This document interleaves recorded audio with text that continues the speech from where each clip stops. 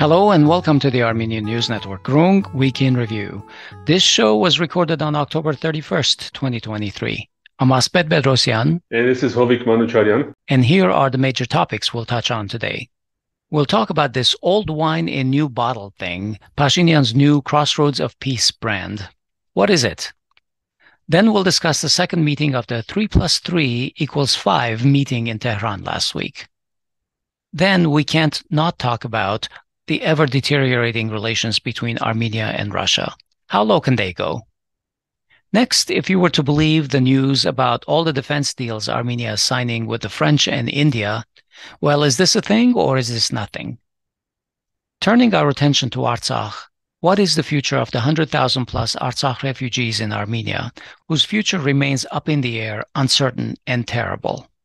Finally, we'll brush on very briefly on Artsakh President Samvel Shahramanyan's interview with Artsakh Public TV.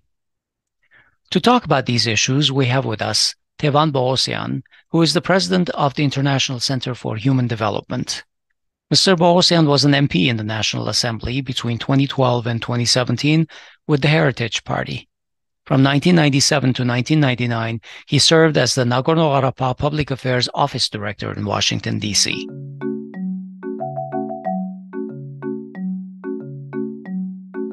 Hello and welcome, Tevan. Glad you could join us. Good morning, Tevan. Thank you for the invitation, guys. Always. Tevan, this past week, Pashinyan attended the Silk Road Forum conference in Tiflis, where he unveiled his new plan he calls Crossroads of Peace. While Pashinyan presented, Azerbaijan was represented only at the deputy prime minister level. And the plan is based on 4 principles. Maybe I'll go really quickly. Sovereignty over own infrastructure, border control and security, dual-use infrastructure, and equal access and simplified procedures. These are the 4 principles. Let's ask really quickly, what is new with this plan? First of all, there is nothing new, because I think starting from even 2000 times, we've been discussing about various these possibilities on serving as a crossroads. If you would your memory allow, then you can remember that even at the Vartanos kind of times, there was a few times ideas on being a crossroad of civilization, crossroad of connections,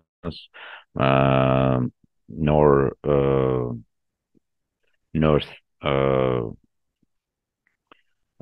south is a new direction for Armenia. Even as you know, we have this north-south road, which has been building from 2002. And this is really unfortunate that at the previous government time, they didn't understand the big necessity of it and finish it very quick. And unfortunately, always Minister of Transportation has a suspicious CVs in Armenia and never been able to finish that road on time. The same way as the East-West, all the previous presidents has been always also talking about necessity of opening up the border with Turkey and so on. That's why nothing new in reality. The only news is that Armenia is not anymore on that crossroad. As we perfectly knows that without Artsakh, Armenia is not existing there. And in fact, Artsakh is not even on this map that's distributed by the government. Yes, this is only the new element from Armenian side, that we fully betray all our national interests. We fully give up on existence of Artsakh. And then, as we said, that what is new? The new is that our enemies was able to find out Armenian government, which would be ready to be taken off from the regional all possible cooperations, because as you know, now there is a new road start to be built through Iran, and I definitely believe that that road would be much more preferable and active. And if something would be existing in the future as a road, that would be the Turkish and Azerbaijani joint dream, which will be called Zangezur Corridor, but it wouldn't be under Armenian control. That's why This is as would be brochure that our Turkish and Azerbaijani historians in some centuries would be always saying that, see, like there wasn't in Armenia anymore, and that's why it has been our road. I think it has been, seems like, ordered from Baku budget than from Armenian budget, that brochure. It is Orwellian indeed. I mean, we see pretty pictures, we see roads, but isn't this just a sugarcoating of the corridor that you just mentioned? Basically, it sounds like it's a case of Pashinyan socializing Aliyev's demands for Zangezur corridor. Yeah, that's why the only news is that it has been done by the hands of Armenians. That's all. Erdogan has been mentioning that Zangezur corridor is much more important than even a victory in Artsakh. And I think it's just the next step over which the lost government would be bringing a new losses to Armenia. First of all, let me note that we are going to include in the show notes this map, and it is really very, very strange feeling to see a map being socialized by the Armenian government that absolutely, there's no hint of Artsakh. There's no hint of anything over there. Just thinking about this, can this even be called a north-south corridor? Because as we know, if you're thinking about rail communications, in order for Armenia to send goods north and south, they would have to go through Nakhichevan. So in this case, isn't Nakhichevan becoming the crossroads, and Armenia is just, I guess, I don't know, a waypoint in that corridor? It seems like all the cards are in Azerbaijan's hands. Guys, I don't know if you would remember, but I think it has been about a year ago on one of our meetings. I made that point that in reality, what is the policy of Azerbaijan and Turkey is to make Nakhichevan the crossing point and main hub in the region as a corridor or crossroads, doesn't matter whatever you would be calling it. But it's all about Nakhichevan, that Turkey would be really putting all its strong positions there, and the same way in Azerbaijan. And I think they turning out Nakhichevan as a hub, not Armenia. Forget about Armenia. I'm speaking with the pain, but I think we have that discussions about a year ago when I make that point. Tevan, you said that there is an alternative road that is being built that would better benefit Armenia. I guess we were talking about the north-south, highway, which is, only like 10 or 15% built. So this week, I think they announced that Iranian construction companies are trying to basically start the one segment of it. There's still a long way to go. Still, like, do you know that the project started around after 2008, 2009 or 10, the discussions and building and everything. So, like, we started from the most easy part in Arad Valley near from Ashtarak to Yerevan, which has been in any way of that time the best road that we have in Armenia. We destroy it and start to build something which is now by its quality resembling that previous road. And this is the point, that even if Armenia wish in their understanding, instead of building a road, we've been doing everything but not building a road. This is unfortunate, because imagine if it would be built up in a 5-year times, like starting 2010 and in 2015 we already have it. Then also international community, many players would be thinking to use that road. But instead of that, now the opportunity is totally different. As you can remember, I think a few days ago, Russian Deputy Prime Minister Overchuk said that Armenia is not in the plans of crossroading north-south, because we are thinking now about Iran, Azerbaijan, Russia. That's why you can build it, but what would it help? Maybe some people who will be living in Mary when it would be finished, I don't know who, could get easy to the Black Sea, Batumi seashore for the summer vacation instead of 16, 18-hour drives. Maybe they would drive some 5 to 6 hours, but it's not. It will not be anymore a real transportation arteria for people to think how this road should be connected. Because I do believe that now Azerbaijan, Iran, and Turkey would be putting a lot of money, and as well as Russia, in various railroad communications and various other routes, which would be passing through Iran. And when people asking like, maybe then Armenians, let's say, go and speak with Iran about not building that railroad and trying to keep up the Mehri communication, I always amazed with this thinking that can you imagine or can you explain to someone why Iran should say that, okay, I don't need any funding additional to my life, let the road pass Armenia. If they can get it, they would definitely get it, because they perfectly know that that road would be passing through Iran and no one would be coming and capturing that territory, which meaning that it will be under their full control. Now, November 9 ceasefire of 2022, the ninth point over which Russia put the wording that Armenia should open up the roads through between Azerbaijan east part and Nakhichevan, and it will be for the security and safety. It will be a Russian special custom services working there with their special these FSB so-called services would be provided.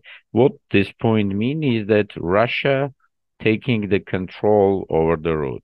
Now Iran would be controlling. There is a competition. Russia, Iran, Turkey, Azerbaijan, United States, EU, China, and everyone who would be controlling that road. This was about the road. Now, would that road go a bit 100 kilometers up or 100 kilometers down? Is no one is in its interest. The most interesting point is the control. And then why Iran should not have a control when they perfectly knows that Turkish and Azerbaijan are not their friends, and it's much better to control them than not to do it. That's why Iran would be fighting for this, and Russia would be fighting for that road, and Turkey would be fighting for that road. I do believe that EU would be doing everything because they cannot go and work with Iran.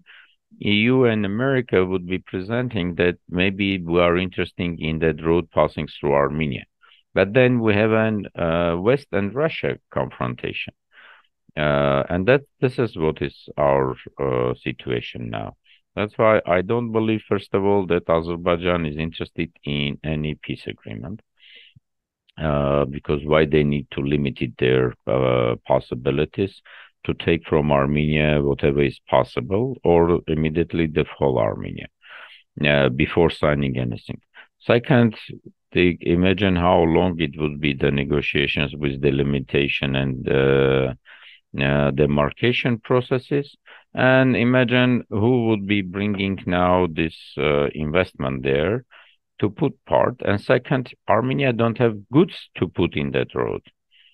The goods would be put it in the Turkey and in Azerbaijan, and then they would be sending their logistics as they wish.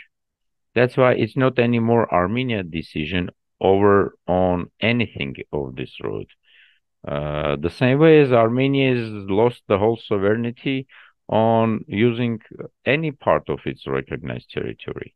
Yesterday, we have heard that Minister of Economy, acting Minister of Economy, said that the factory that has been planned to build in Yeras, now they decided to move it away from the border. That's right. To Ararat, actually. Which meaning that Azerbaijan taking decision where Armenia should have any building. They can now shoot at any building and say that that building is not properly positioned in your territory. And this is about the sovereignty. This is about, I don't know, independence. That's why I forget. It's Azerbaijan agenda fully now in recently US experts have said that there is no any more Washington proposal or Moscow proposal over Karabakh or Armenia Azerbaijan peace deal. From now on the table there is only Azerbaijan proposal. Azerbaijan is controlling the whole negotiation process, and now it's also controlling what's Armenia's plans would be related to any border construction. Tevan, we read this week that the Armenian authorities are already looking past whatever peace they plan to sign and start buying gas from Azerbaijan. Is there a need or a lack of gas supply to Armenia? Because there's also a standing and operating gas pipeline to Iran. Why doesn't Armenia talk about gas supplies from Iran? It's not only from Iran. From Iran, gas is coming, but because Iran under the sanctions, and thanks to the US, all the sanctions, Armenia is able only to do the barter deal. We cannot buy by cash or by transfer the gas. We're getting gas and selling out or making an electricity and sending it back to Iran. And in this difference of the gas quantity and electricity, this is what is Armenia benefiting. Is there a concern about losing the supply of Russian gas? Is this why we're talking about getting gas from Azerbaijan or Iran? No, I don't think so that we will be losing Russian supplies. Russia is ready to sell it to anyone. The only thing that Russia could come up with a different price. If Armenia is now buying the cheapest gas in the world, because of, I don't know, you can go even saying in a brackets, but being ally of Russia, then with Azerbaijan, it wouldn't be cheaper. And as you all very well know, and I believe that you read a lot of various analysis, Azerbaijan capacity over the gas is not enough, and that's why it's Russian gas that is going to Azerbaijan and then going to EU. Like EU is buying the same quantity, so-called, from Azerbaijan, but it's again about Russian It's rebranded gas. Russian gas. Yes. Now, like if you're buying directly a Russian gas, why you need to now go and get that gas from Azerbaijan? I think it has been much more trying to please again Azerbaijan. When Azerbaijan would use this argument, or not please, but maybe even demand of Azerbaijan, because our Azerbaijan definitely would use this argument with the international community, saying that, see, like, I am ready for the trade with Armenia. I'm ready to sell them something.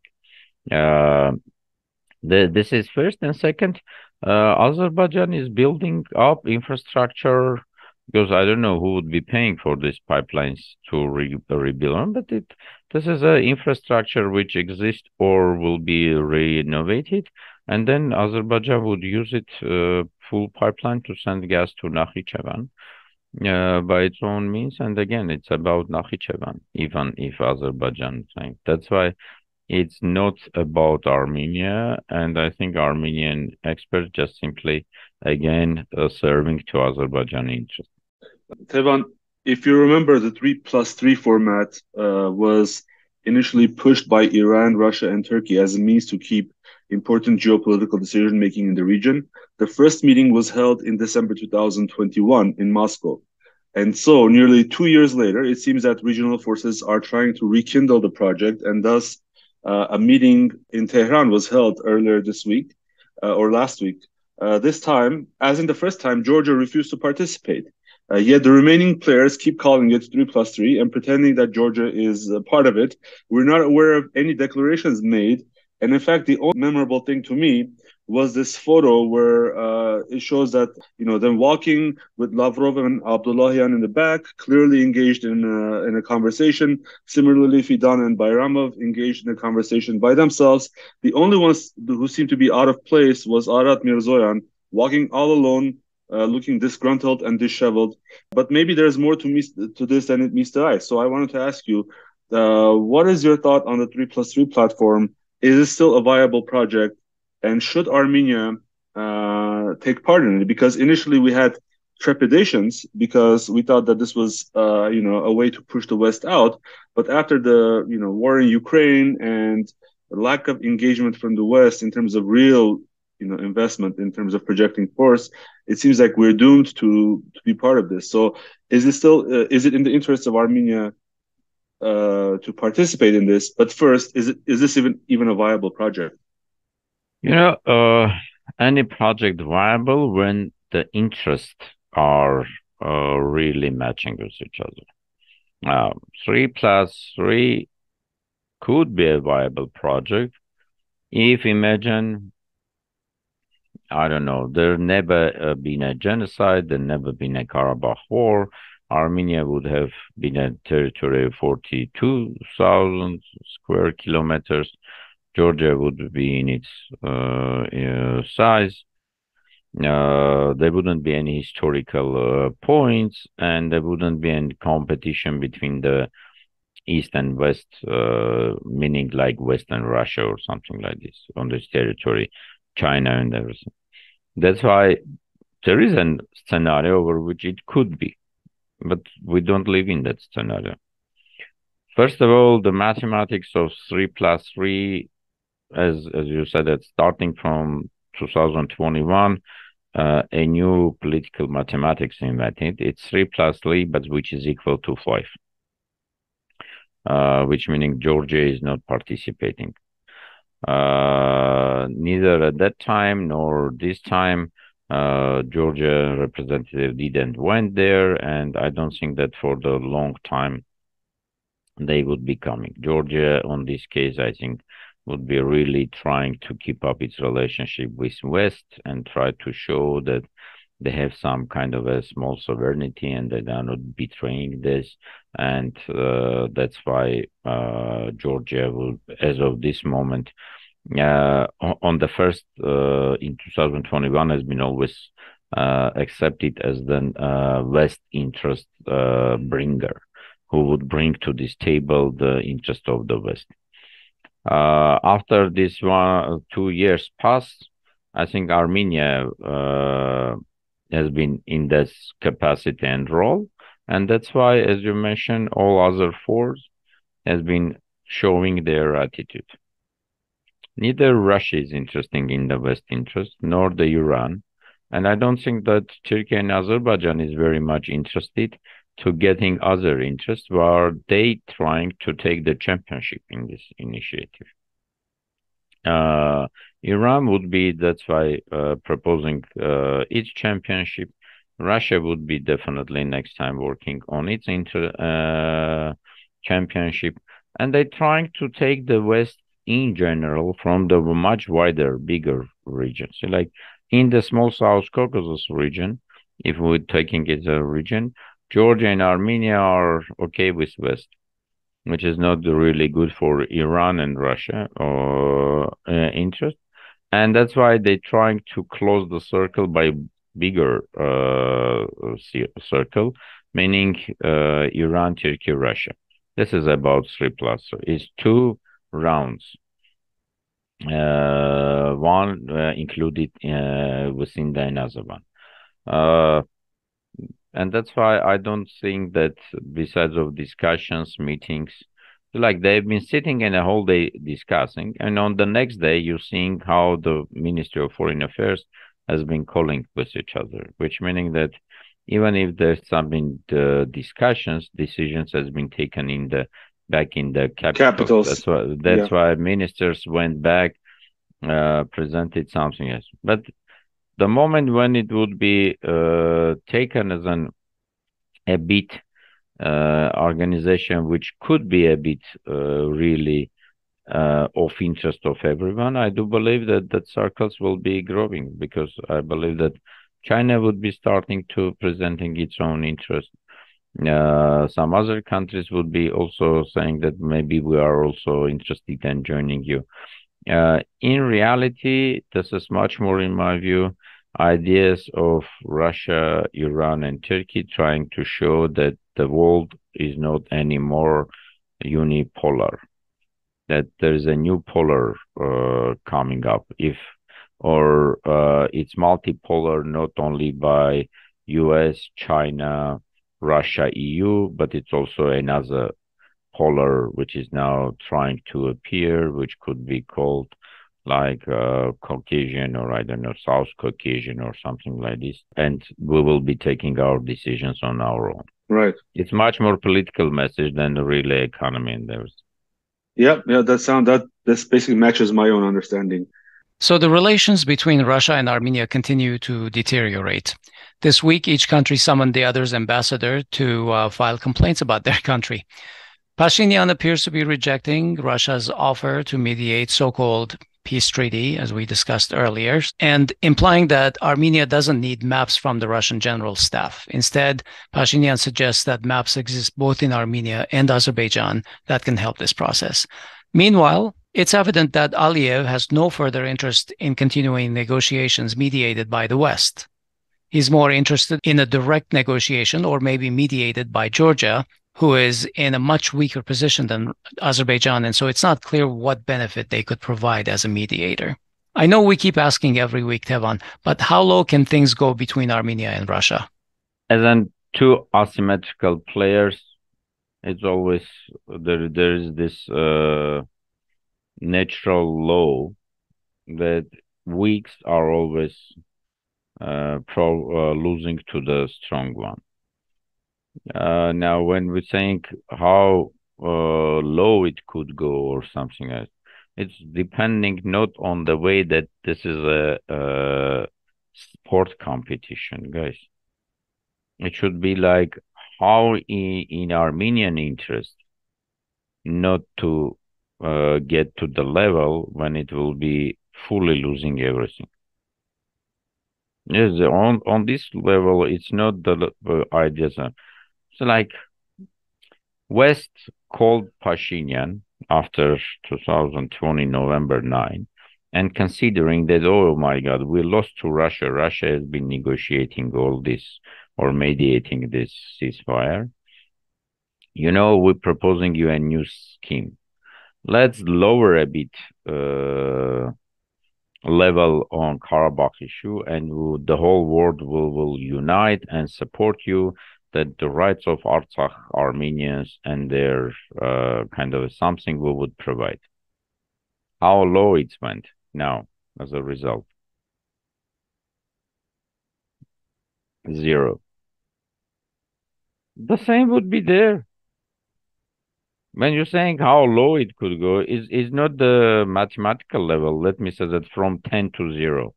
In the real life, it's losing, or you exist or you not exist. Now, I think we need to speak now in the way that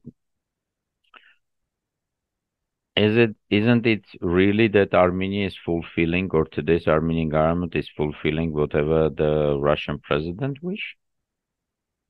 Maybe it's their wish, and Armenia is serving in a better way, because Putin anytime saying that, oh, no, Pashinyan is not betrayer, Pashinyan is my friend, we in communication and blah, blah, blah, blah, blah. Maybe this is their policy, over which they ask Pashinyan, you need to do like this because we don't have time. Go and show that you are fighting with us. Maybe West will support you financially on this, because we don't have time and energy and efforts now. But when the situation would change, you again will join to our part. In reality, I don't think that any decision in Armenian government is against Russian interest, besides of just simply speaking. And I think Pashinyan is now also the same way serving to Moscow's interest and serving to Kremlin. Tevan, where do you think negotiations go from here if each party is refusing to negotiate on the other party's preferred platform? But who said that Armenia is not negotiating? It's Azerbaijan who is deciding where to go. As I said, that it's Azerbaijan negotiation. Right. If So Armenia wants to Azerbaijan negotiate in the West Eh, and Azerbaijan wants to negotiate either. Azerbaijan decided. Next second, Azerbaijan could say that I'm not even on negotiating on the Russian one. Aliyev is the putting Where do we demand go on from the there? next. I don't know. Let chief negotiator, so-called, let him speak. He's there in the room. I think the only way for Armenia getting back to negotiation, what I'm really meaning by that word, what is the real content of that word meaning, is that Armenia need to make stronger and work on its batna. Forget about negotiation. Negotiation implies that you have something to compromise, and Armenia has given has accepted all of the terms of There is Azerbaijan. no, I'm not agreed even with the word of compromise. Build up your batna and not compromise on anything. Build up your batna. You need to understand that as of today, the only two or the only main one resource exists to start to work on Batna. It's national unity of all Armenians. You need to do the Azgain Miasnutsun. You need to work on that. You need to build up. You need to make that 10 million Armenians become something, which will give you another opportunities for making stronger your Batna in various places, then lobbying in other country, then do something, invest in something, and then you need to one time bite. You need to one time do something over which the other side will start to understand that, oh my God, if I will not go or not keep up my promise at the time of negotiation, I will be also losing. But now situation is totally different. I'm sorry that Aliyev can travel to Bishkek and say that, guys, if you know that I'm not going to Granada, where you went, come to Bishkek. He's deciding where to take place. The next day could travel to Moscow, so that come to here, and but say, oh no, I'm a bit busy and I fly to Vladivostok. Sorry.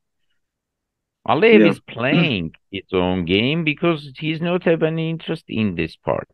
And you can see that he now would be getting to closer to November 8 and 9. He already start to preparation for parade in Stepanakert.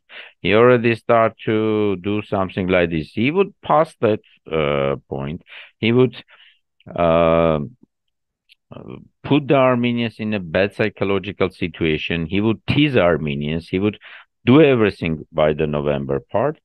Then the international community would say that, oh, we need to do something, something like that. And then Aliyev could say that, okay, maybe end of November, I would think to meet someplace. But before November, so many things could happen that he will, after that, again reject. The only problem part that if you think that someone is running after you just to beg or kiss your leg, you playing the way how you wish. And this is situation. That's why it's not anymore negotiation. Sorry, don't call it negotiation. Those say that when maybe next time Aliyev could finally have a mood, try to invite Pashinyan in the room and a bit tease him there and endorse a new loss to Armenia. It's now we need to call Baku and say that this part, because if you don't doing Batna, building up a Batna, nothing would be there possible to call it negotiation. Forget about that word. Yes, maybe a shoe shining session. So Batna, for our listeners, it means best alternative to a negotiated agreement. We keep using that term on our podcast. Speaking of Batnas, this week Armenia and France signed a memorandum of understanding on the supply of French weapons to Armenia. The deal includes short-range air defense systems and radar systems. There are a lot of questions I have about this, and we have little time. But for instance, how will these weapons even arrive in Armenia, given that during the war Georgia blocked its airspace? How will these radar systems and the air defense systems work with the joint air defense system that Armenia has with Russia and the CSTO? How will Iran view French radars on its border with Armenia? So a lot of questions, but in very quickly, just overall, how do you see this weapons deal? Is it thumbs up, thumbs down? What can you say about it? Okay, let me say I have, first of all, the numbers are not serious. 3 radars, I don't know, something like this. It's really good, great. We got a bit of the weapons. Second, we don't, speaking about the weapons that has been on the Republic of Armenia territory and which never be used, which meaning that it's also there. Second, you don't have that yet specialist prepared. And we have a 4 very up-to-date 2 air fighters, but 4 air fighters, but which we don't know even how to use them properly. And not the Su-30s. Yes, that's why it's not about the number of weapons; it's about ability to properly them use. And now the main question. France, the same way as Turkey, are members of NATO, which meaning 2 countries are perfectly knows whatever weaponry they have, where is their weak side, where is their strong side. What do you think? The moment when the French weapons would be on the territory of Armenia, what will make the Turkey first, if not passing to Azerbaijan, the stuff which allows to neutralize any benefits of the French arms? I would think that Turkey would never allow Armenia to even have any weapons which it couldn't neutralize. This is many other interesting things could do. Even if the French would take the airlift, get the stuff, I don't know, some other way that the weapons would be here. The main confrontational issues between NATO and, let's say, Russia or CSTO or something else is always exist by the point that they've been competing on the positive and negative elements, on the benefit or weak sides of their arms, and who is stronger, who is lesser. Now, that's why it's one thing as a political message, how much you can use them. On the political level, even if we say that we have a French and Indian arms and blah, blah, blah. Second is coming your ability to use that weapons. And third, all the informational preparation for the properly use this part, which I believe that Turkey will neutralize on the other side. On the political level, we didn't get anything positive besides the one thing that Azerbaijan tried to put the all blame about stopping negotiation on the France. And saying that France is so the bad guy that they need to be out of the all negotiation and influencing the region. And the third one, I haven't heard that we already sent some officers to go and learn this, how to use it, then practically do some military exercises, and finally learn it how to use. And second, you can't just keep up maybe 1 or 2 people. You need to do a long training of many guys to properly use this kind of a weaponry. And all after that, it would be coming the political point over which Iran, Russia, and everyone else would be asking Armenia many questions, because Armenia is a member of CSTO, and who is saying that we are not going to leave the CSTO, also has some obligations. What if next day there will be a letter that please present all the weapons secret, something like this to us? Would the French or France feel them happy with this? As we're entering into the another point of the cold confrontation without any proper solution, besides of saying that it's just a 5 minute nice reading in the news. So you're saying that in the short term and the medium term, you don't see that these French weapons can make a consequential difference in the Armenian defense strategy. But this week, we also read that Armenia and India are planning further defense deals. What do you think about that angle? And also, of course, the Indian weapons come to Armenia through Iran, as a matter of fact. Again, I'm saying that as much Armenians would be ready to fire back and build up a bit stronger Batna than we have now, I'm only glad. But sometimes you're building Batna not open in the Facebook. You're building up Batna close, that no one knows about this, no one understanding, and you're making a surprise. Okay. Then what? As much you buying, 2 times more Azerbaijan buying. Yeah. And what? It should be more about actions rather than talk. And so far, yeah, that's what I'm saying. If you're talking, then very it's, glad. it's PR. Let them increase the numbers. Let them improve the type of weapons. Let them do a lot of other things. But once we have been in a dependence of one country's Russia supplies, and when it stopped, it stopped. Now we would be having dependence on 3 or 4 countries. I think the most important thing that we would, until we will not learn how to produce our own weapons, we'll be always under the demand of other countries. And whenever is getting much bigger contract, this is another dependence of that country could one day ask you for something.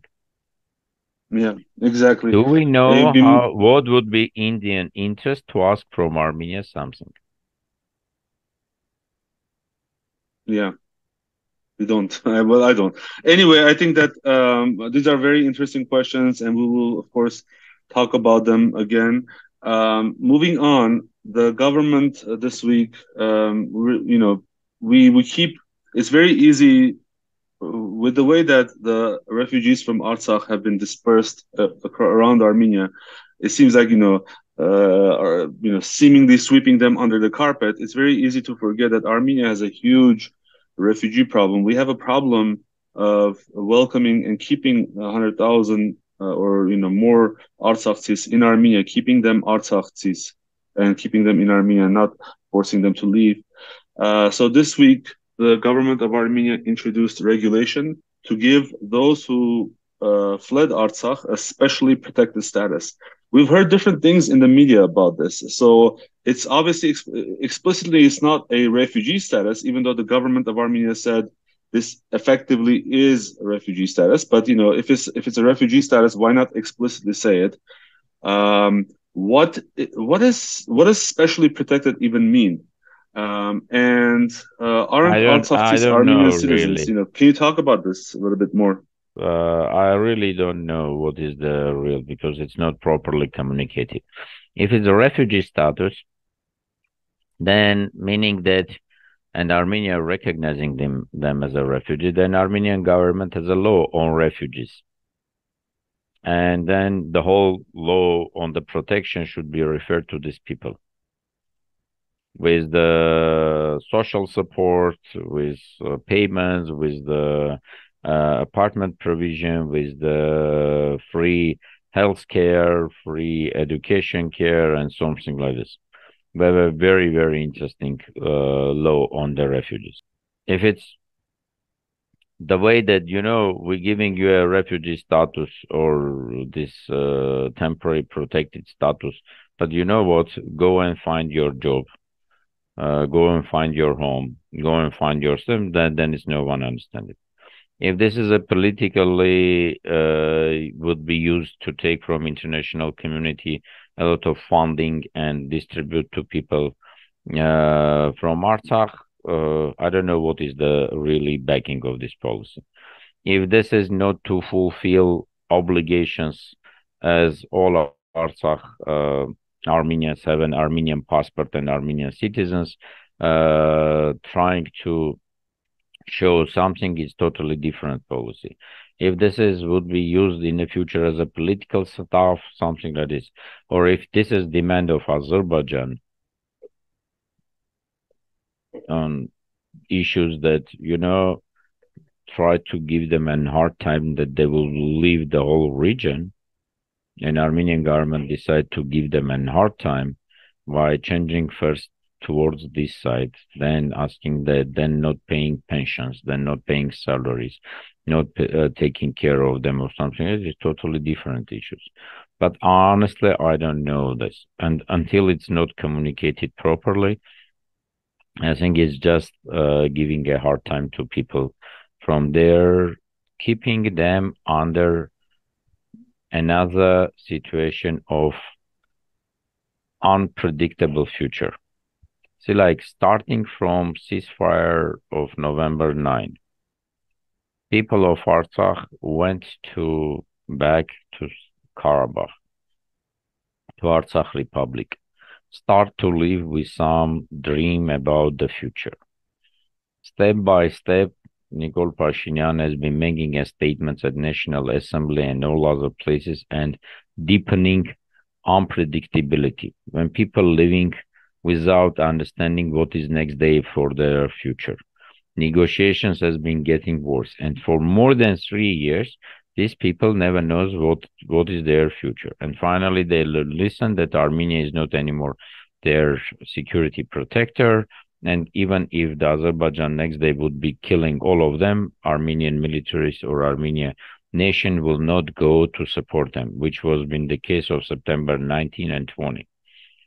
Right. And after that, bringing here with the hope that maybe some future would be there, you're giving them something which is starting with the word temporary. What's mean, get the status and come and ask for citizenship, I will immediately provide. Is it forgetting about Karabakh issue or is it about something? Yeah. And the most worst situation that people are not changed. Now, take the case. Young guy in back 90s, sworn to serve to Armenian army, serving, getting to the pension time, endorsing his pension stuff, and something like this. And because he's living in Stepanakert, and now he's fled to Armenia, they're saying that we cannot pay your pension. You are not our guy. Yeah. I do believe that you and Asbed knows better than me. If you work in United States, but if you would move to Armenia, for first 6 months, you will be getting your pension. You can go one day back and so. But there's also some social security cases for Poland and Jews who can live in any other countries in the world, and they getting their American pension because you already served, you already paid for everything to get it there. In Armenia, if you get coming to the pension your age, and for example, moving to Russia or Ukraine or EU, again, or the United States, again, your pension is yours. It should be paid. But now these guys come here and they say, we are not giving you pensions because there are some issues. We'll give you 50,000. In fact, it's not even regular pensions, but it's, for those actually specifically, which is most men in Artsakh, they served in the army. So army officers or those who served contract soldiers, and this has never been included in the budget, in the loan that has been provided by Armenian budget to budget of Karabakh. It has been always Right. in the budget of the Armenian government. That's why we have been in reality one economic zone. Because the old taxes that has been paid by people in Karabakh finally also has been coming to Armenian budget, good or Right. bad. Now, with all these situations, with all this unpredictability, with all this undefined situation, with all these vague future elements, in reality, guys, I don't know. Until there wouldn't be any communication properly, what is this? Why we doing? Why we need it? Because I can sit down and imagine the scenarios that maybe this is specifically done because based on this, we would say that, see, like they are temporary conditions over which finally we will need to get them to the refugee logic, or maybe to the logic that these guys need to come up with their own government, move to some places, maybe in Beirut or in Tbilisi or in, I don't know, some countries there would be government in exile, or maybe some situation this would help them to keep up concentrated, because the wrongest position of this situation is that people of Artsakh are not keep up in a concentrated point. If you really wish one day to go back, just to say that let's under the Azerbaijani control these people move to there, it's not serious. Azerbaijan will do everything that the people next day left from there, and will not keep up. And if they would be even interested in something, to have maybe about 100 Armenians to keep them as an zoo animals or circus artists whenever the world would come, like UN monitors, and let's see like 100 Armenians sitting here doing some service, and we taking care of them. We're perfectly in it. And their kids need to learn that how Armenians has been bastard and bad guys and kill a lot of Azerbaijanis, and how democratic Azerbaijan is the best country. Now go and ask your kids to live it. And if there is a son and serving in Azerbaijani army, whom he would be shooting there. Right. Yes, we need to be serious about this part. And unfortunately, this is my next point, that we are not against serving to the interest of Azerbaijan and today's government. Turkey, on a way, tried to put so many vague, unconditional, defined points over the Karabakh issue that people will forget it. Even using word Artsakh becoming now something over which Armenian state officials, after that, expressing excuse or sorry. Oh, Artsakh, sorry. What means sorry? Yeah, it's a sad sight looking, witnessing these government officials, trying to correct themselves when they say Artsakh. Speaking about Artsakh, Tevan, I know we have a little time, but I also want to cover this part. After a lengthy period of silence, Artsakh's last president, Samvel Shahramanyan, gave an interview to Artsakh Public TV last week. What are your general impressions, in a few words, over this interview? What could we take away from it? I think just that Artsakh exists yet, and there is a president who maybe would speak, because for me there wouldn't be much news, but it's only for me. Maybe for many others there was something in that. There was some clarifications on some issues, like the one that we need to be serious that Azerbaijan is not even has been thinking about negotiation with anyone in Karabakh. And even if they play that game, they play to divide and create an hateness between the various groups of Armenians, later on to blaming each other on something. Second, there were some issues about showing that how Armenia it hasn't been supporting them, and also how Armenia has been fully aware of the situation. That what has been going on in situations that there haven't been any negotiations, that Artsakh has been left alone. For one day, they've been able to fight and fight greatly, but unfortunately, without help of the whole Armenian nations in the world, this wasn't been able to possibility to continue. And finally, the desire that for the Armenia's Artsakh issue is not closed. I think this is about the real messages. All other stuff is just simply words. Yeah, and that's the truth, huh? The other, one of the questions that really struck me, I mean, it wasn't a big surprise to me, but he mentioned that during the first hours, I guess, of the attack on September 19 and 20, he learned that, or he realized that Artsakh would be left all alone, and even the Russians could not come to their help. He said specifically that Russians took the position of just observers. I mean, that's all good, but it seemed to me very plain coming into this. We taking this as a point of information, but he speaks it few days ago. But before that, few weeks ago, there was another guy who said that Armenian government has properly been informed about this. And his name is President of Turkey, Erdogan.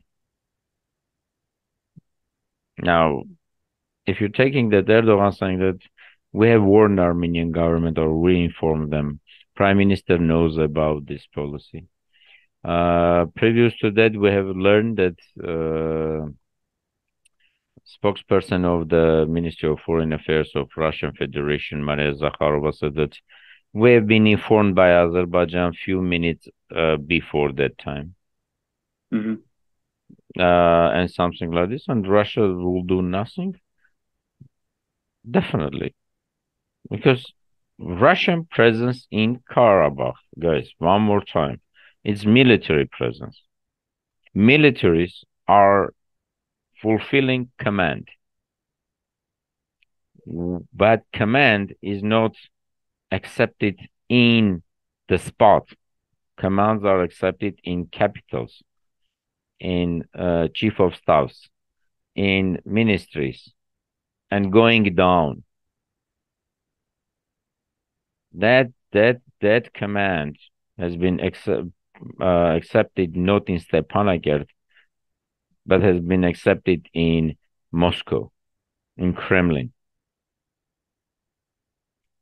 The INO, or from Armenian side, the only one who is really responsible for that influence on that command, it's called head of Armenia, or I don't know how this go, but Prime Minister of Armenia. Because it's not that Karabakh president has been calling to Kremlin and speaking with Putin. Yeah, Aliyev done everything, and it's not amazing. Aliyev, our enemy, and Aliyev saying that all Armenians in the world, my enemy, and I wish to destroy them. That's why I'm doing everything. I am friend and brother with Turkey, Erdogan. I'm doing everything that the Russia would help me. I'm doing that the West will also help me. And what they done? They perfectly said that with Russia, agreed that Russians do nothing. But why are you forgetting about the words of the EU leaders? Who said that Azerbaijan cheated us. They promised that they will not go with the military use in Artsakh. And what if they cheated? Which means that Aliyev perfectly worked with the all EU guys and confirmed them that, guys, I'm not going to use the militaries, it's just a simply exercise. But the moment when it started, what after that? Which meaning that the fact on the ground is that people have accepted, yes. Discussions about Azerbaijani possible attacks has been in whole Armenian internet or information points. It has been in the whole world points. If Aliyev is working with EU and Russia, who should work with EU and Russia on Armenian side? And what he worked, he said that, there is an operation, but it seems like there is no any threat to the civilians, which has been used. Instead of that, it would be proper to take the plane and go fly to Moscow. Get that totally different command for the peacekeepers. Take the plane and fly to Washington, get some sanctions. Take the plane, go to Brussels and take some sanctions issues. Everyone has been speaking that Azerbaijan would be attacking, if not today, tomorrow. Azerbaijan get all its militaries around for the whole week. Pashinyan has been calling to, I don't know, Michel, Scholz, and even Erdogan.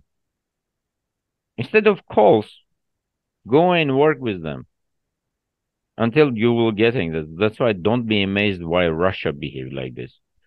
Everyone behave like that. Each of them on his own part, because Aliyev has worked, Armenia has been working. That's all. Thanks, Tevan. Let's wrap up our topics here. I'd like to ask each of you if there's been something on your mind for the past week that you want to share with our audience. Hovik, why don't you go first today? Yeah, I'm going to make 2 quick points. This week was the 24th anniversary of October 27. This government came to power on promises, partly that it would solve the October 27 crisis, but despite that, despite using this crisis for political gain, despite several times promising, and alleging that certain actors were involved, certain foreign actors were involved, all we see are just is just a politicization of the conflict, and even more politicization than before. The second point I want to mention is that there are tens of political prisoners in Armenian jails. This week, U.S. Ambassador to Armenia, Kvin, was in Goris inaugurating another police center that they funded. The same police that are arresting these political prisoners.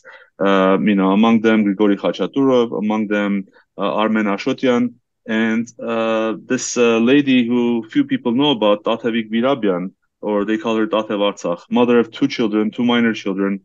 Her brother died in the 44-day war, so a fallen hero. And just because of a Facebook post, the Pashinyan regime is keeping her in pretrial detention.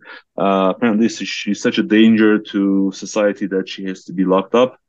And it's despicable, honestly, as a U.S. citizen, it's despicable to see my ambassador trying to whitewash this and doing it at the inauguration of a police compound in Goris.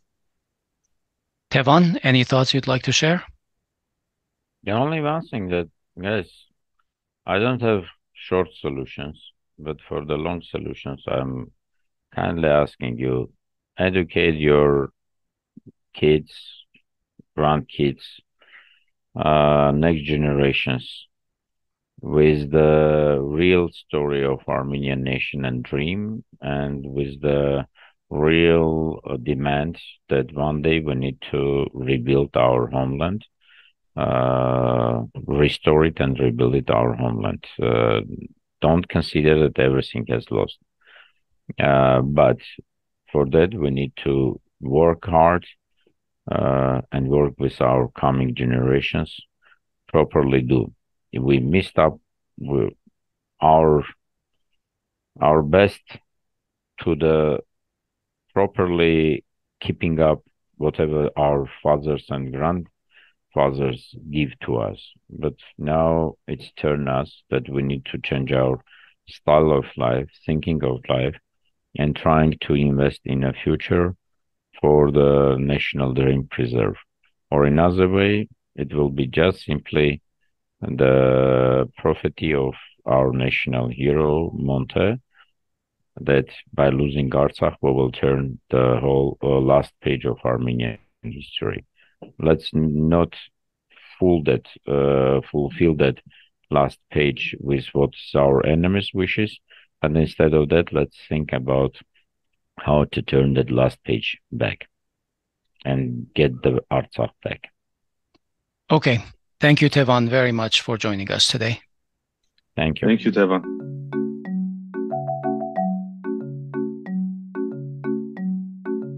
All right, that's our show. We hope you found our weekend review helpful. We invite your feedback and your suggestions.